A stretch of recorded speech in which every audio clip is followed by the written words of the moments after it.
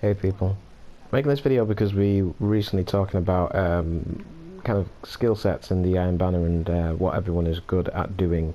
Whether you're a person who's an attacker, you go in charging the enemy, try and take the flags, kill as many people as possible, or how I personally play, which is a reserved kind of defense play.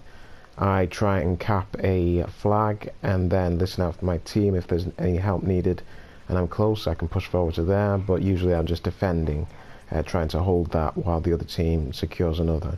It's usually going to be A or C, but obviously if B's been taken and more people are going to retake another flag that we've lost, then I'd stay in camp B. B is a very difficult flag to camp because usually there are more than one way to get in there, so that's something to be wary of if you are a defender. Never particularly think it's a good idea to sit on the flag because they kind of know a good idea of where you're going to be when they come around the corner. So I'm just going to go through the spec of my Titan. You have to take this with a pinch of salt, obviously, but if you are playing another class, I think some of the perks do still kind of count, depending on how you are playing. So as I said, I'm reserved, and this particular build, it's not perfectly configured. Obviously, I'm playing towards my 34 level strength, so I can do the best in Iron Banner. But the build that I do like to use is grenades and supers. So they charge each other and allow you to spam a lot of grenades, especially with the Titan's Armamentarium, so that's a boon in that class. I believe Warlocks can do a similar build, especially with respawning with grenade energy and having your double grenades, so that's something to take into consideration if you are a Warlock. So starting from my armor, I've got the Oblivion Helm on, which is giving me intellect and discipline, and giving me damage from my grenades, reduce my melee cooldown. Essentially I'd like that the other way around, but it is always good to have a melee because with your Storm Fist it can be an instant kill if they have already taken one hit. Replenish super energy when you kill an enemy with a grenade, so that is what I'm looking for. My discipline in total, because of the armamentarium, comes up to 100%, so I am spawning grenades as quickly as possible. The arms that I'm going with aren't particularly what I would like to go with, but they do work still quite well. As you can see, they increase grenade throw distance, and I get an increase to my special weapon. It doesn't count for the Plan C, because Plan C is actually one of the highest reloading weapons in the game, but when I do switch out weapons depending on map, then that can come into effect there. As I said, the armamentariums give maxing out my discipline, and it allows me to carry an additional grenade.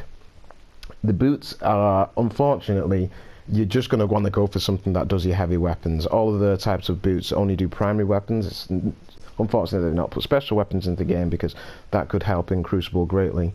But yeah, you're going to want to focus on your heavy. So the build eventually gets me to half of my intellect, which is fine because what I'm trying to do is actually build my intellect by throwing grenades and killing people with grenades. That will increase even more than my normal kills do. Full on discipline, so I'm charging my grenades all the time, and the strength is just at 110. As I said, I do get additional melee cooldown when I cause damage with a grenade, so it does kind of work well because I'm throwing so many of them. Coming over to my weapons, I should mention that this build never particularly changes. Maps don't affect this. This is just how I want to go into Crucible. So as I say, it's not perfectly configured, but that is a really good setup. The only things that I would say that I'm missing is increased melee speed, because that is really good when you're in close combat. Missing a melee is quite fatal, and having that extra speed just to throw another punch really quickly can save you in a lot of times. The other thing that I believe that I'm missing is increased... no, actually, because I can't get increased super energy from kills because everything only works for non-guardian and darkness. So yeah, I think I'm just missing out on the melee.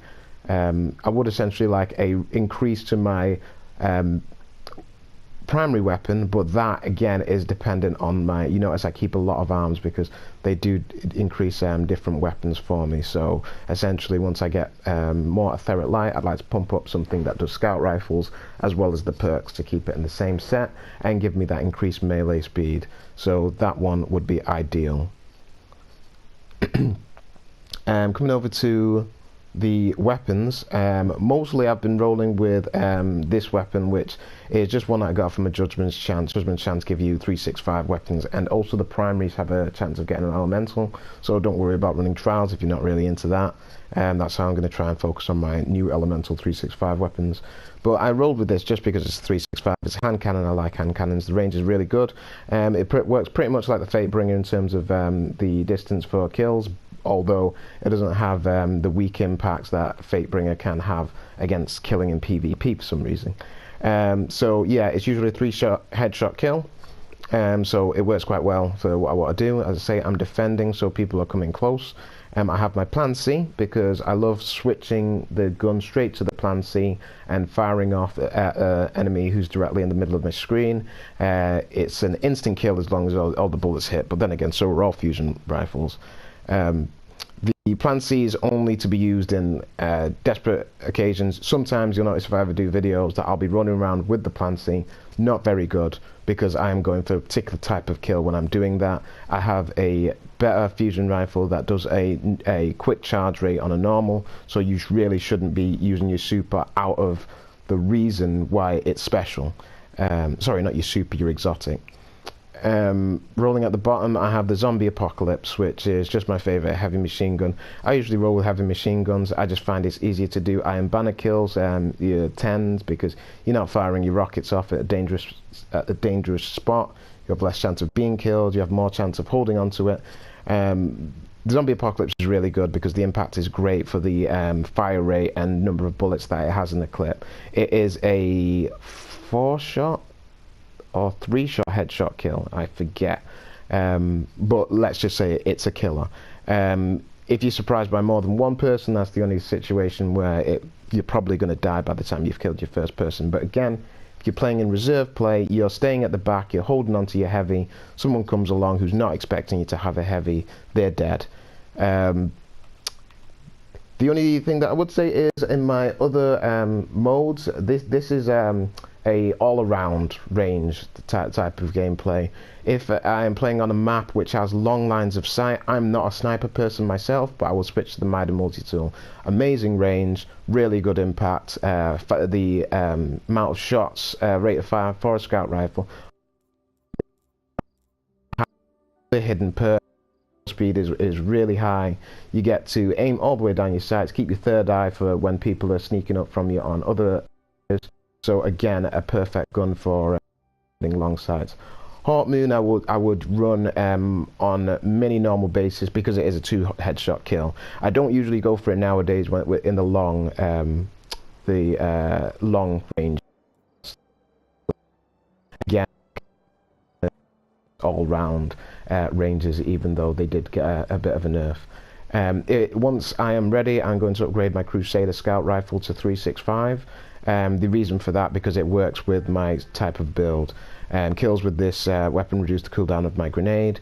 The precision kills increase the reload speed. It's not particularly great, but it has 14 in the clip, so, and a nearly good, nearly perfect reload. So it does help to get your fire rate up a lot, but obviously you're playing the long range game, staying behind cover.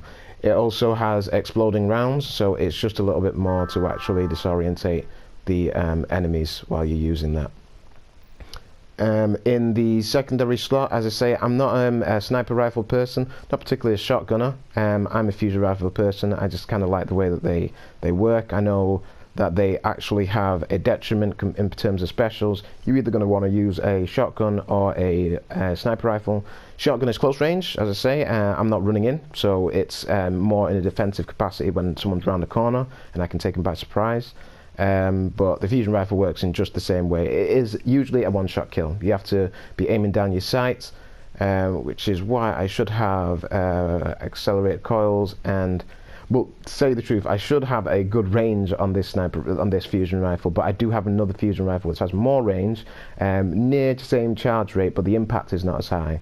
And this give-take equation is a killer. If it hits people, it will kill them. Again, it has my grenadier, so again I'm reducing the cooldown of my grenade reach kill, and I keep spamming my grenades.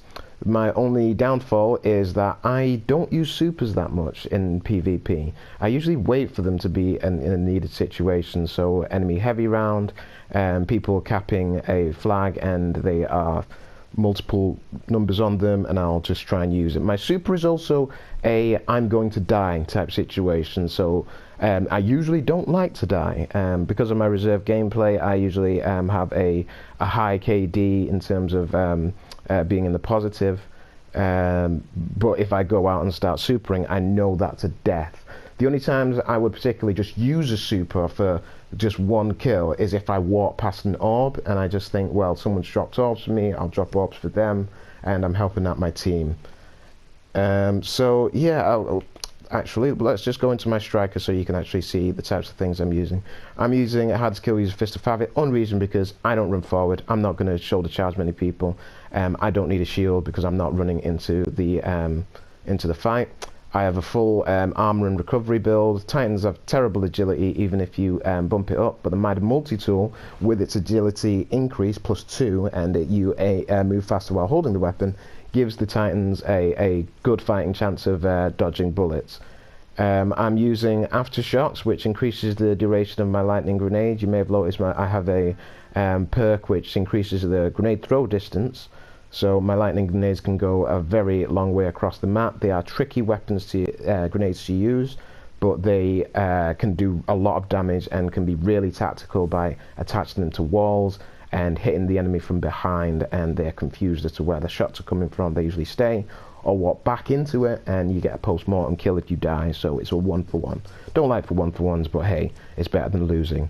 My Storm Fist is increasing my super energy. Again, if I'm doing a melee because I'm getting melee back from my grenade damage, then I want to be increasing super energy if I get the kill. And I use a Fist of Havoc with the wave. The Death from Above, I'm usually in a position where I can actually aim to some extent and get at least 2 if it's a group of people. So I find Death from Above to be quite a wasted perk because it doesn't actually have any more effect for your super after it's gone off than actually just being able to direct it.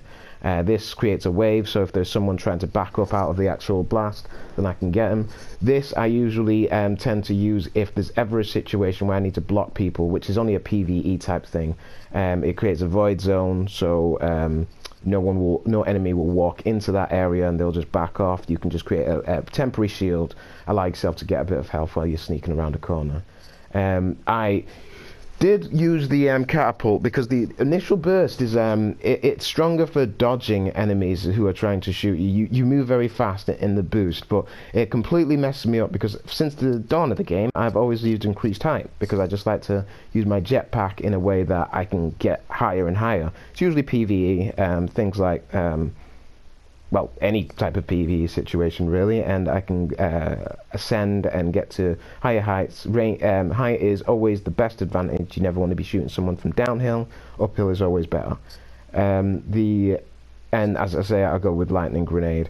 Flashbang grenade is something that I used to use, but it's more for an attack. If I throw a flashbang grenade into a room, I can have a little bit of an extra chance of getting them there and killing some people because they'll be slightly blinded. Now, they're not always fully blinded. That has to land directly on their feet for them to be fully blinded. So usually, they get a blurred vision of someone walking into the room. They will still shoot and kill you. So lightning grenade works better with my defensive build. So yeah, that's it guys. I hope you took some use from this. I've been trying to get Vic to make a video regarding his playstyle because he is an attacker. I believe that there are a few attackers in our clan like Vic, Ace Kush, Sleep, and Avon. Oh nice. But I can't work to that playstyle myself. It's amazing playstyle for Trials of Osiris, so if you did want to do the trials, I recommend you learn more about that playstyle. If you are trying to use this defensive type playstyle, you'd have to use a sniper in the trials. That's going to have to be your class. But I mean, check out some of the videos online to see how other people play. They move really quickly. Some of them just rush you right from the start, and that is actually how myself, Ace, and Sleep lost on our first run into the trials, where we got to 5, and then the last guys that we played, they just rushed us. They didn't give us a single victory. So bear that in mind. If I can get them to do a gameplay of theirs, then you can see their builds and how they kind of set themselves out to do the rushing attack tactic. Apart from that, I may just do a video of my Crucible play so you can actually see how I play in Crucible and see if that's fitted to you. As far as the team goes, I do believe we're getting better in Crucible, but I think you should play